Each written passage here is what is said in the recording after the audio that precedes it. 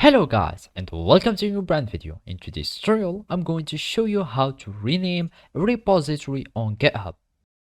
So the first thing to do is to open your web browser, either if it was Google Chrome, Mozilla Firefox, Microsoft Edge or any web browser that you are using. After that, you will need to go to github.com.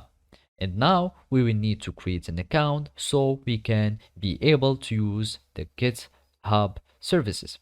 So basically all we need to do is to click on sign up and then it will redirect us to the sign up page. And now you need to add your email, then gmail.com or any other email that you are using. You click on continue, you create a password.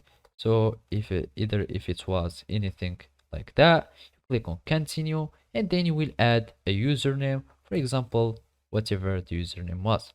Now you will need just to type yes or no if you want to have the emails and announcements. So click on no if you don't want to, and then you will need just to solve as a verification, you solve this puzzle. So we start this puzzle and identical objects, we do like this, and then you will do like that, and then you will create an account. So basically after you create an account, all you need to do is to verify your email by having copying the code that will be sent to your email, and then you will just paste it here and you will be able to create a new account on GitHub. After that, it will sign in you and you will have access to use the GitHub repository.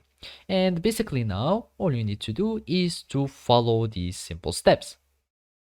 So now all you need to do is to go to your repository and then we'll go to the settings and go to the bottom here and search here at the first section, the general one, and now we'll find the name of the repository. You click on rename and then you will add the name that you want to do, for example rep point 2, and click on rename and it will be renamed successful.